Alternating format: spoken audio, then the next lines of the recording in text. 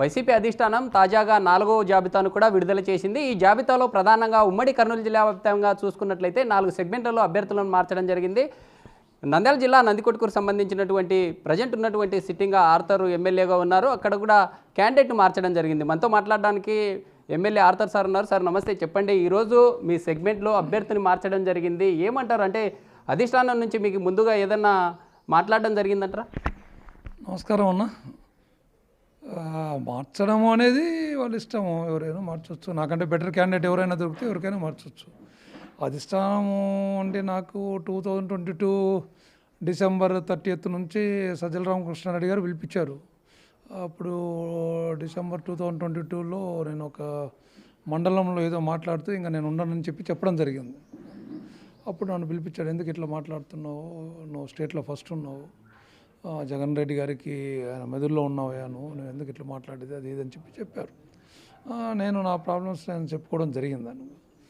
తర్వాత ఒకసారి June 9th కూడా పిలిపించి మాట్లాడినప్పుడు మీకు రామసుబ్బారెడ్డి గారు వస్తారు, రామసుబ్బారెడ్డి గారు మాట్లాడతారు మీతో అని చెప్పాడు. జూన్ 24th రామసుబ్బారెడ్డి గారు కోఆర్డినేటర్, మాకు ఎక్స్ మినిస్టర్, ఆయన వచ్చారు. ఆయన ఐపాక్ దివాకర్ రెడ్డి ఇద్దరు వచ్చి మాట్లాడడం జరిగింది. 4 గంటలకు వచ్చారు. 8:30 వరకు 4:30 గంట ఉన్నారు ఇక్కడ. వాళ్ళు చెప్పిన విషయాలు ఏంటంటే, మీరు ఇక్కడ ఎట్లా ఏం కథ అన్నీ మాట్లాడేసిన తర్వాత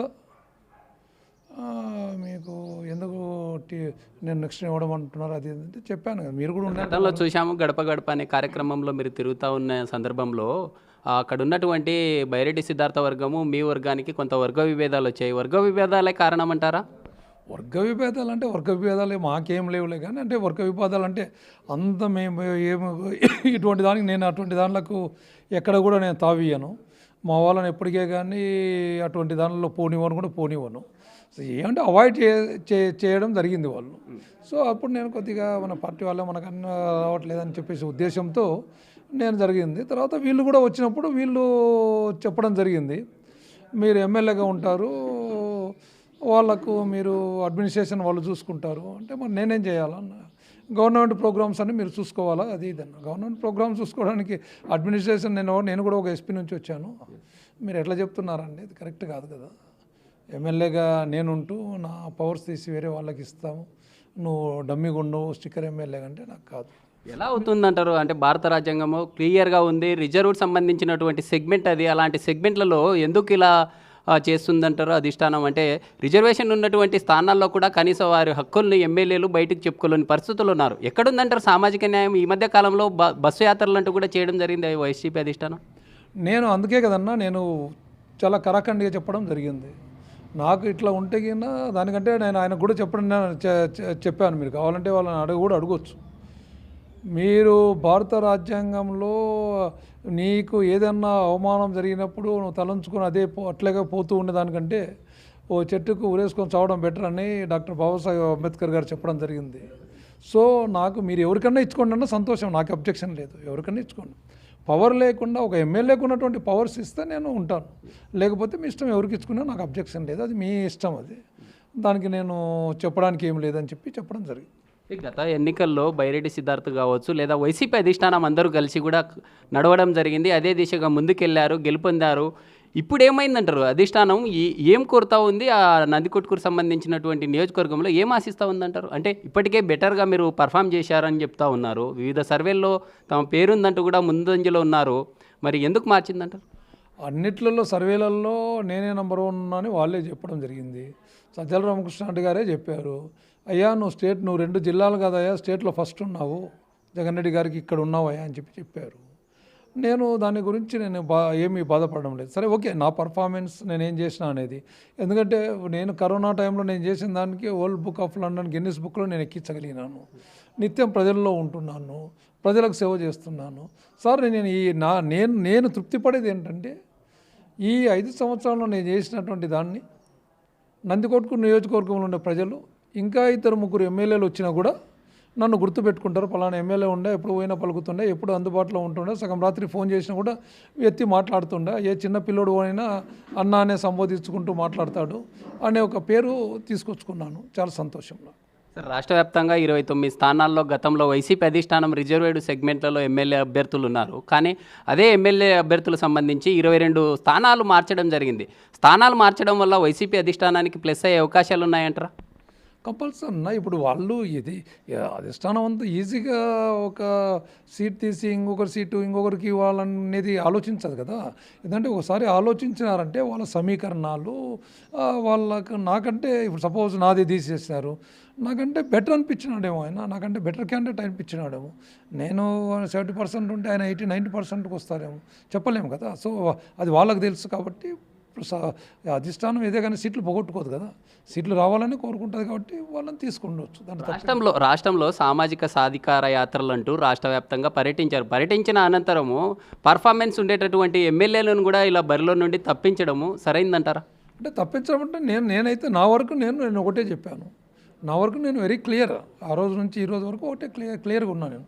ఆ రోజు రామసుబ్బారెడ్డి గారు చెప్పినప్పుడు నేను ఒకటే అన్నా, నాకు పవర్ లేకుంటే నాకు వద్దు, మీరు ఎవరికైనా ఇచ్చుకొని నాకు అబ్జెక్షన్ లేదు అన్న తర్వాతనే వాళ్ళు మాకు ఇచ్చినటువంటి గృహ సారథులు తీసేసినారు, కన్వీనర్లు తీసేసినారు, మండల అధ్యక్షులు తీసేసినారు, అలాగే మాకు ఉన్నటువంటి కోఆపరేటివ్ చైర్మన్స్ ఇవన్నీ కూడా తీసేసినారు. అయినా కూడా నేను కంటిన్యూ నా పనులు అయితే నేను చేసుకుంటా. ఇన్ని తీసేసినా కూడా మేము ఎక్కడ ఇది కాలేదు. ఎందుకంటే వాళ్ళు వాళ్ళకు కావాల్సినటువంటి విధంగా చేసుకున్నప్పుడు నో ప్రాబ్లం. అంటే నాకు తెలుసు నాకు ఛాన్స్ లేదని చెప్పి. ఎందుకంటే వాళ్ళు ఎప్పుడైతే అవన్నీ తీసేస్తున్నారో నేను అనుకున్నాను. నేను నందికొట్కూరుకు సంబంధించి మీరు పోలీస్ బాస్గా స్ట్రిక్ట్గా చేసినందుకే ఇలా జరిగిందంటారా? అంటే నందికొట్కూరు సెగ్మెంట్ సంబంధించినటువంటి ప్రజలకి మీరు ఎలాంటి సంక్షేమం అందించారు? ఆ ప్రజల్లో ఎలా ఉంటుందంటారు సార్? అది ప్రజలు చెప్పాలన్నా. నేను చెప్తే నేను చెప్పుకునేది అది ఏదో నాది ఏదో చెప్పుకున్నట్లు ఉంటుంది. నేనేమన్నా చేస్తుంటే ప్రజలలో మనసులలో ఉంటే ప్రజలు చెప్పుకుంటారు. బట్ నేనైతే ప్రజలకు సంతోషంగానే ఉండాలని చెప్పేసి నా ఎఫర్ట్స్ అన్ని నేను చేశాను. నేను నా ఎఫర్ట్స్ అన్ని పెట్టి ప్రతిరోజు తిరగడము, ఎవరికి ఏది వచ్చినా నా శక్తి వంచన లేకుండా నేను చేసుకుంటూ పోవడం, ఇవన్నీ చేస్తూ ఉన్నాను. కాబట్టి నేను ఎవరిని తప్పుపట్టేది లేదు, ఎవరిని ఏమనేది లేదు. సీట్లు అంటారు, ఎవరి ఇష్టం వాళ్ళది, అధిష్టానం అది. ఆ రోజు నాకు కూడా సీట్ ఇచ్చారంటే ఒకరిని తీసి నాకు ఇచ్చారు కదా. నేను ఈరోజు మరి నన్ను ఎందుకు తీసేశారు అని అడగడానికి నాకు రైట్ లేదు. అది వాళ్ళ ఇష్టం. అది ఎవరైనా గెలుపు గురాలను చూసుకుంటారు. సరే, వాళ్ళు నాకంటే ఎక్కువగా పర్ఫార్మెన్స్ ఇస్తారేమో, మంచిగా ఉంటారేమో, మరి ఏ దాన్ని చూసుకున్నారో మనకైతే తెలియదు. నందికొట్కూరు నియోజకవర్గ ప్రజలు నాన్ లోకల్గా వస్తున్నటువంటి అతన్ని బరిలో దింపితే అక్కడ ఉన్నటువంటి ప్రజలు సపోర్ట్ చేసే అవకాశాలు ఉన్నాయంటారా? మీరు ఎలా సపోర్ట్ చేస్తారంటారు? అంటే సపోర్ట్ చేసేది చేయండి, అది పార్టీ మీద ఉన్నటువంటి అభిమానము, పార్టీ అధ్యక్షుడి మీద ఉన్నటువంటి అభిమానం ఉంటుంది. కానీ క్యాండిడేట్ మీద కొత్తగా వచ్చే క్యాండిడేట్లో మీద దాని గురించి మనం పెద్ద ఇది చేయాల్సిన పని లేదు. కాబట్టి పార్టీ ఆలోచించేది ఏంటంటే వైఎస్ఆర్ పార్టీకి మన వాళ్ళంతా వైఎస్ఆర్ పార్టీకి ఉన్నారు కాబట్టి వాళ్ళంతా చేస్తారని చెప్పేసి అనుకుంటారు.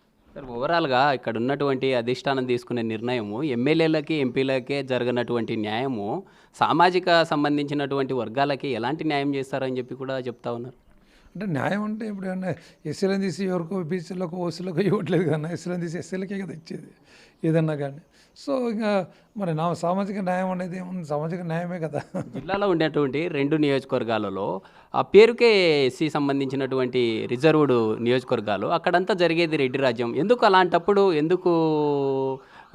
ఎస్సీ అనేటటువంటి పేరును వాడుకోవాల్సిన అవసరం ఉంది? అందుకనే కదన్నా నేను ఐఎమ్ వెరీ క్లియర్ అని చెప్పాను. I'm very clear. నేను కూడా ఒక ఎస్పీకి చేసి వచ్చాను కాబట్టి నాకు పవర్స్ ఇస్తే ఈరోజు తెచ్చుకున్న దానికంటే ఇంకా మెరుగ్గా చేయగలుగుతాను, పార్టీకి మంచి పేరు తీసుకురాగలను. నాకు పవర్స్ ఇవ్వకుండా పవర్స్ ఒకరు మామూలుగా గవర్నమెంట్ ప్రోగ్రామ్లు ఏమంటే నాకు వద్దు, ఎవరికన్నా ఇచ్చుకోండి మీరు, నో ప్రాబ్లం, నాకు అబ్జెక్షన్ లేదని నేను చాలా క్లియర్గా జూన్ 24 నాకు ఎవరైతే వచ్చారో ఇక్కడికి రామసుబ్బారెడ్డి గారు వచ్చి ఆ మాట చెప్పినాడు. రామసుబ్బారెడ్డి గారికి నేను వెరీ క్లియర్గా చెప్పడం జరిగింది. అలా ఆ టైంలో అయిపోయాక అతను దివాకర్ రెడ్డి కూడా ఉన్నాడు. అతని ఎదురుగానే నేను వెరీ క్లియర్, మీరు ఎవరికన్నా ఇచ్చుకోండి, నాకు అబ్జెక్షన్ లేదు, బట్ ఇలా పవర్లెస్ మాత్రం నేను చేయను, మీ ఇష్టం అని చెప్పాను. నందికొట్కూరు సంబంధించినటువంటి ప్రజలు ఏం కోరుతా ఉన్నారు? రానున్న రోజుల్లో మీ భవిష్యత్ కార్యాచరణ ఎలా ఉండబోతుంది? ఏదైనా పార్టీలో జాయిన్ అయ్యే అవకాశాలు ఉన్నాయంటారా? లేకుంటే స్వతంత్ర అభ్యర్థిగా వెళ్ళే అవకాశం ఉందా? అలాంటివన్నీ ఏమి లేదన్నా. నేనేమనుకున్నాను, నేను హ్యాపీగా ఏదో మా మనమన్ని స్కూల్ దగ్గర వదిలిపెట్టి మధ్యాహ్నం లంచ్ తీసుకుపోయి ఇచ్చి తినిపించుకొని సాయంత్రం స్కూల్ నుంచి తీసుకొని వచ్చి ఆ హ్యాపీనెస్లో హ్యాపీగా ఉందాం ఫ్యామిలీస్తో. పోలీస్ డిపార్ట్మెంట్లో ఉన్నప్పుడు ఒక 33 సంవత్సరం 30 సంవత్సరం అట్లా వెళ్ళిపోయింది. ఇప్పుడు 24 గంటలు నిత్యం ప్రజలతో ఉంటూ ఫ్యామిలీకి దూరం అయ్యాను. ఇప్పుడన్నా అట్లీస్ట్ పిల్లోళ్ళకన్నా చూసుకుందాం. నా పిల్లోళ్ళను నేను చిన్నప్పుడు పోలీస్ డిపార్ట్మెంట్లో ఉంటూ వాళ్ళని చూసుకోలేకపోయినాను అని అనుకున్నప్పుడు, మొన్న లాస్ట్ టైం వచ్చినప్పుడు నేను వాళ్ళతో అదే పంచుకున్నాను. అండ్ అప్పుడు వాళ్ళంతా మరి మేమేం కావాలనుకుంటున్నారు సార్, మేము మిమ్మల్ని నమ్ముకొని మేము ఇంతవరకు ఉన్నాం, మీతో పాటు వచ్చాం, మీతో పాటు నడిచినాం, మాకు పనులు అయినా కాకపోయినా మేము మీతో పాటే నడిచినాం. ఎక్కడ మా పోస్టులు ఉండేటువంటి తీసి పారేసినా కూడా మేము ఎక్కడే కానీ తొనకకుండా వెనకకుండా పార్టీకి విధేయతగా మీరు మా మీద చూపించేటువంటి ప్రేమతో మాకు చేసేటువంటి సర్వీస్కు మేము మీకు కట్టుబడి మీ మీద ప్రేమతో మేము మీ వెంటనే నడుస్తున్నాం, మీ అడుగులలో అడుగు వేస్తూ మరి మేమేం కావాలా అది ఇది అని చెప్పేసి అన్నారు. సరే మాట్లాడదాంలేండి అది ఇది అని చెప్పడం జరిగింది. మళ్ళీ నిన్ను ప్రకటించిన తర్వాత నిన్న తెల్లవారుజాము వరకు ఒకటే ఫోన్లు, కంటిన్యూ ఫోన్స్. తర్వాత నిన్న మార్నింగ్ నుంచి జనాలు వచ్చి చాలామంది నిన్న 300 మెంబర్స్ దాకా ఉన్నారు. వాళ్ళు వచ్చి తలా ఒక మాట మాట్లాడేటప్పుడు నేను అన్నాను, మీరొక్కరు మాట్లాడితే కాదు, అందరం నియోజకవర్గంలో మన ప్రతి గ్రామంలో మనకంటూ మనల్ని అభిమానించే వాళ్ళు ఉన్నారు. కాబట్టి మనల్ని అందరినీ పిలిపించి మాట్లాడేసేసి అందరూ ఎట్లా చెప్తారో అట్లా పోదాం. అంతేగాని ఈరోజు వరకు మనము పార్టీకి కట్టుబడి ఉన్నాము. మనం ఉండేటివన్నీ తీసేసినా కూడా మనం పార్టీతోనే ఉన్నాము. కాబట్టి మనము మాట్లాడదాము అని నేను చెప్పడం జరిగింది. రేపు మా గ్రాండ్ సన్ బర్త్డే, ప్రతి బర్త్డేకు కాన్స్టిట్యుయెన్సీ పీపుల్ వస్తారన్న, మన అభిమానులు, నాయకులు. వాళ్ళు ఇప్పటికే మీ అనుచరులని కొంతమందిని అడగడం జరిగింది. అడిగితే సారు ఖచ్చితంగా ఈసారి స్వతంత్ర అభ్యర్థిగా వచ్చినా కానీ ఖచ్చితంగా గెలుపు ధీమాతో ముందుకెళ్తారని చెప్తా ఉన్నారు. మీ సేవలు నందికొట్కూరు సంబంధించినటువంటి ప్రజలకు కావాలని కోరుతా ఉన్నారు. మీరేమంటారు అసలు? ప్రజలు మాత్రం నాకు చాలామంది ఫోన్లు చేస్తున్నారు. చాలామంది నిన్న ఇది ఇచ్చిన తర్వాతనేంటి, మొన్నటి నుంచి ఈ ఎపిసోడ్ జరుగుతున్నప్పటి నుంచి కూడా చాలామంది నియోజకవర్గంలో ఉన్నటువంటి ప్రజలు, సార్ మేము పలానప్పుడు మీ దగ్గరికి వచ్చినాం, మేమెవరో వస్తేనే మీరు పిలిచి చేసేసి పంపించారు, ఆ పని అయిపోయింది సార్, మా వాడు ఉద్యోగంలో చేరినాడు, మా వాడు ఇది చేసినాడు, మా వాడు ప్రైవేట్ ఉద్యోగంలో మీరు హైదరాబాద్లో ఇప్పించారు, మీరు అక్కడ ఇప్పించారు. ఇలాంటివన్నీ ఎన్నో ఫోన్లు నాకు వస్తూ ఉన్నాయి. మీరు ఎక్కడ ఉన్నా కూడా మేము మీ వెంటనే మేము ఉంటాం సార్, మిమ్మల్ని మేము గెలిపించుకొని మిమ్మల్ని మేము పోగొట్టుకోం అన్నటువంటి వాళ్ళ యొక్క సమాచారంతో వాళ్ళు మన మీద చూపించినటువంటి అభిమానంతో మాట్లాడుతూ ఉన్నారు.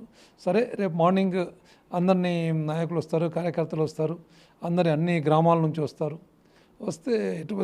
ప్రతి సంవత్సరం జరిగేది అది. ఎందుకంటే బాబు బర్త్డేకి అందరూ వస్తారు, వచ్చి బ్లెస్ చేసేసి పోతూ ఉంటారు. ఇది నేను ఫస్ట్ వచ్చినప్పటి నుంచి జరుగుతూ ఉంది. సరే ఒకసారి మా అందరితో కూడా మాట్లాడదాము. ఒకరం తీసుకుని, ఇది ఒక కుటుంబంలో అందరం తీసుకున్నటువంటి ఇది.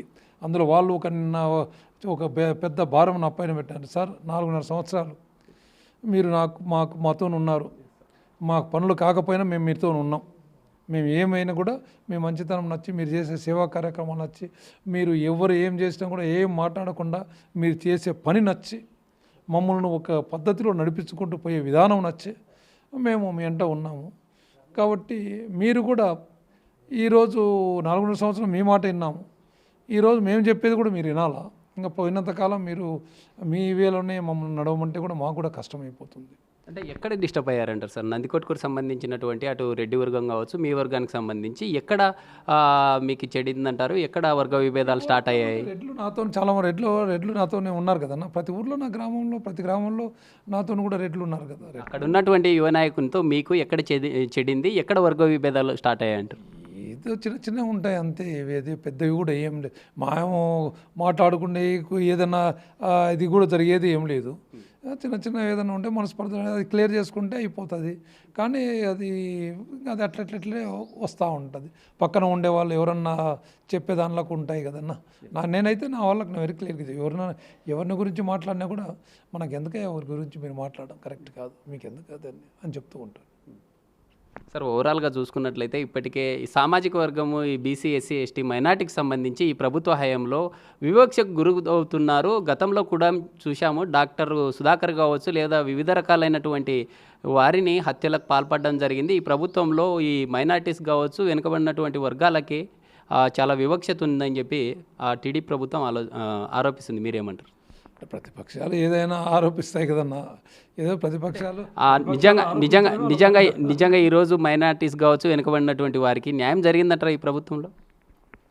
న్యాయం జరగకుండా ఇన్ని వేల కోట్లు వేస్తున్నారు కదన్నా, వేస్తూ న్యాయం జరిగింది అనే దానికి న్యాయం అంటే ప్రతి ఒక్క ఎక్కడో ఒక చోట పొరపాట్లు జరుగుతుంటాయి, ఎక్కడో జరుగుతూ ఉంటాయి. మొత్తం రాష్ట్రంలో మొత్తం రాష్ట్రం అంతా కరెక్ట్గా ఉంటుంది అంటే ఉండలేము కదన్నా. ఎక్కడో ఒక చోట ఒక ఇంట్లో ఉన్నటువంటి వారు ఇద్దరు ముగ్గురికే వివిధ రకాలమైనటువంటి ఆలోచనలు, వివిధ రకాలమైనటువంటి మనస్తత్వాలు కలిగి ఉంటారు.